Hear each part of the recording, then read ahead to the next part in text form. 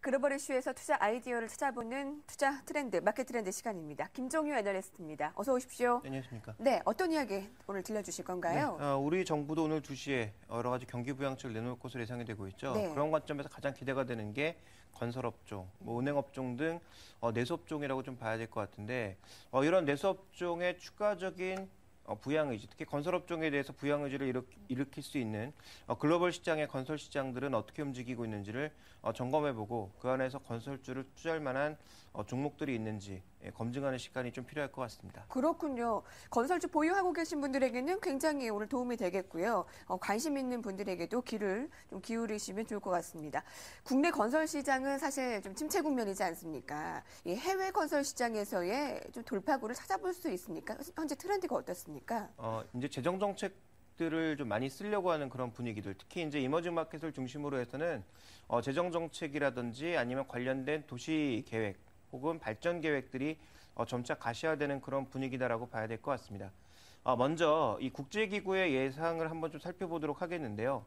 향후 2050년 정도가 됐을 때 전 세계 도시 인구 비중이 얼마만큼 전 세계에서 증가할 것인지를 살펴보니까 가장 많이 증가할 지역은 바로 아프리카입니다. 준비된 그림을 보시면 현재 지금 파란색으로 표시되고 있는 것이 아프리카 지역인데 2011년에 11%였지만 2050년이 되게 되면 20%까지 늘어나면서 아프리카도 이제 급속도로 도시화될 것이다라는 것이 밝혀지고 있고요. 아시아 같은 경우에도 현재도 비중이 지금 가장 많은 모습인데 추가적으로 1%가량 증가합니다. 그래서 아프리카의 증가분을 고려해 본다면 실제로 아시아도 좀 축소되는 것이 정상인데 아시아도 더 늘어난다라는 것은 현재 지금 빠르게 개발되고 있는 미얀마, 방글라데시와 같은 이 동남아시아 지역들의 전반적인 발전이 가시화될 것이다라는 것을 알려지고 있는 상황이고요. 유럽, 남미, 북미, 오세아니아는 전반적으로 축소되거나 횡보를 보일 것으로 예상이 되고 있고 현재 인프라 수요도 보시면 쿠알라룸푸르, 상하이, 모스크바, 베이징, 뭄바이 전부 이머징 마켓 지역입니다. 네. 그래서 로스앤젤레스를 제외한 나머지 지역들이 모두 브릭스 아니면 이머징 마켓 쪽의 도시들이기 때문에 이들의 추가적인 비중은 점차 확대될 것으로 예상되고 있어서 첫 번째 트렌드는 도시화가 앞으로도 계속적으로 진행된다. 그래서 바로 옆에 있는 중국을 뺀다고 하더라도 그 외의 지역에서도 꾸준하게 진행된다라는 것이고요. 자, 이제 우리가 두 번째 살펴볼 트렌드는 뭐냐면 중동 지역 쪽에서 이 어떻게 보면 그 이집트의 봄, 중동의 봄이 온 이후에 이쪽에서는 가장 많이 투자되고 있는 것이 기본적으로는 일자리를 위한 석유화학 플랜트들, 그 뒤를 이어서 인프라들이 확산되고 있다는 겁니다. 카타르 같은 경우에는 실제적으로 보시면 건설이나 인프라 수요는 조금 줄어드는데 가장 많이 늘어나는 게 메트로, 지하철 수요거든요. 지하철 수요가 2013년에는 크게 증가할 것으로 예상이 되면서 관련된 프로젝트의 수주 가능성, 국내 기업들에게 굉장히 높아지고 있는 상황이고요. 자, 이라크 같은 경우에는 도시 인프라 건설이 주력입니다. 최근에 하나건설이 광고에서 대대적으로 선전하고 있는 이런 모습들. 그래서 전체적으로 지금 기존의 석유화학 쪽 플랜트 정도가 수주 소식의 전부였지만 최근 들어서는 굉장히 포트폴리오가 다양화되고 있다는 거죠. 도시철도라든지 아니 조금 전에 말씀드렸던 이 도시 인프라 이런 것들의 건설이 더 빨라지고 있는 상황이어서 이 국내 기업들에게 기회는 충분히 돌아오고 있다. 이런 부분들을 살펴볼 필요가 있겠고요. 네. 자, 마지막 트렌드로 봐야 될 것은 중국 도시화입니다. 이 중국 도시화에 있어서 우리가 가장 기대하고 있는 게 건설기계 움직임들인데 물론 두산인프라코에 들어오는 수혜는 한정적이긴 하겠습니다만 최근 중국 굴삭기 판매 동향이 계절적인 요인과 함께 다시 증가하는 모습을 보여주고 있습니다. 그래서 캐터필러나 이 한국의 이 두산인프라코, 현대중공업 이런 종목군들보다는 샨이라고 하는 중국의 로컬 업체의 판매량 증가가 눈에 띄고 있는 상황이고 전반적으로 굴삭기 수요가 증가하고 있는 그 원인은 서부대 개발에 따른 그런 수요를 시장에서 이미 예상을 하고 먼저 건설 기계들을 생산을 하고 있다는 거죠. 그래서 트렌드를 좀 요약해 보자면 전반적으로 도시화 수요가 크게 증가하고 있다. 도시화 수요가 증가하게 되면 관련된 인프라 수요도 동반해서 증가할 수밖에 없다. 이런 부분들을 우리가 좀 살펴볼 필요가 있겠고 전반적으로 지금 한국 기업들, 한국의 건설 부품사들, 중장비 부품사들에게는 기회가 돌아오고 있다는 네. 관점으로 이해해 볼 수 있습니다. 네, 그 반가운 소식입니다. 이 중동 지역의 인프라 건설, 이 도시화 등으로 수요가 많기 때문에 우리나라 기업에서는 기회가 될 수 있다라는 판단인데요. 들려오는 수주 소식은 참 반가운데요. 사실 한국 기업이 나가서의 경쟁력은 어느 정도 수준일까요?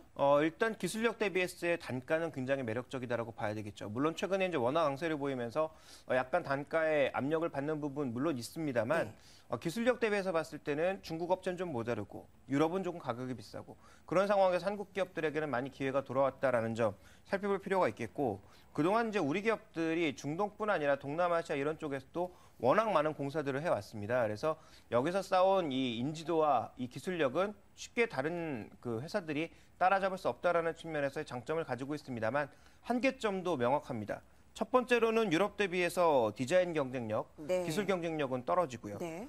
최근에 중국 업체들이 굉장히 공격적으로 진출하고 있어서 이들과의 가격 경쟁력 싸움도 현재 나타나고 있는 상황이고 어떻게 보면 중간에 낀 상황이네요. 그렇습니다. 네. 그래서 이제 그런 경우를 넛크래커라고 하는데 약간 이제 건설업종도 그런 상황이라는 점이죠. 그래서 아프리카 등 새롭게 진출하고 있는 일부 지역들은 정치적인 불안정성이 굉장히 크다라는 거죠. 여전히 군부 정부들의 쿠데타 가능성이라든지 내전 가능성 이런 것들 때문에 실제 수주를 했다가 엎어진 경우도 굉장히 많거든요. 그래서 이런 부분들을 고려해 봤을 때 부담 요인이 좀 있고 또 한 가지 살펴보게 되면 그 진출하는 나라의 로컬 업체들을 성장시키려고 하고 있습니다. 그래서 이 로컬 업체들과의 경쟁도 굉장히 격화되고 있는 상황이고 또 하나의 문제는 한국 기업들이 워낙 벌떼처럼 신규 공사, 큰 공사가 있으면 달라붙다 보니까 국내 기업들끼리의 경쟁이 네. 어떻게 보면 단가를 또 끌어내리고 있는 그런 상황들이거든요. 그래서 이런 장점과 단점이 모두 혼재하고 있는 상황이기 때문에 전체적으로 지금 살펴보게 되면 이머징 마켓 쪽에서 굉장히 좀 발전이 빠르게 진행되고 있는 국가를 얼마나 빠르게 선점해 나갈 것인지 또 해외 수출 지역이 얼마나 다변화되고 있고 플랜트의 성격이 얼마나 다변화되고 있는지 이런 것들을 검증을 해서 기업들을 선정하는 것이 중요하다 이렇게 볼 수가 있습니다. 네. 오늘 우리나라 경제 정책에 관심이 모아집니다만 주택 시장을 살리기 위한 묘안이 나올지 의문입니다. 현재 국내 주택 건설 시장의 동향도 짚어보고 갈까요? 네, 간단하게 좀 살펴보게 되면 최근에 이제 가장 중요한 특징은 시장이 워낙 안 좋다 보니까 공급량이 줄어들고 있습니다. 준비된 그림을 보시면 연간 이제 수도권과 이 서울에 제공되고 있는 주택의 공급량이 빠르게 줄어들고 있습니다. 아직까지 가격은 늘어나지 않고 있지만 주택 가격이 올라갈 수 있다라는 얘기만 나오면 공급량 자체가 줄어들었기 때문에 수요 자체의 증가에 따라서 가격은 언제든지 빠르게 터닝할 수 있는 그런 조건이 만들어졌다라는 것 주목해 볼 필요가 있겠고요. 자, 그다음 살펴봐야 될 것은 아마 이번 정부에서 나올 수 있는 여러 가지 대책 중에 지난 이명박 정부는 4대강이었다면 이번 정부에서는 GTX가 될 가능성이 굉장히 높습니다. 실제적으로 이제 수도권 배면에 놓여 있는 여러 신도시들이 활성화되고 있지 않은 가장 결정적인 이유, 불편한 교통 때문이거든요.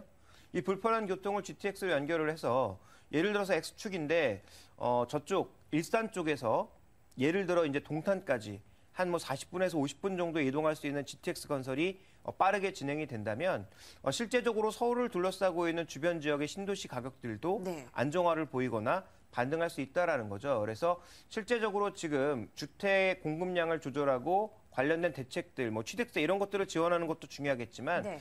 배후의 인프라를 건설하는 것이 더 중요하다는 관점에서 이와 같은 흐름들을 본다면 국내 건설 기업들도 약간의 속도를 붙일 수 있다는 관점에서 접근해봐야 될 것 같습니다. 해외와 국내 건설주들이 찾아볼 수 있는 기회를 함께 봤는데요. 건설업의 앞으로의 전망을 찾아볼 수가 있겠군요. 네, 그래서 이제 말씀드렸던 해외 시장 쪽에서의 지역 다변화, 네. 플랜트 다변화.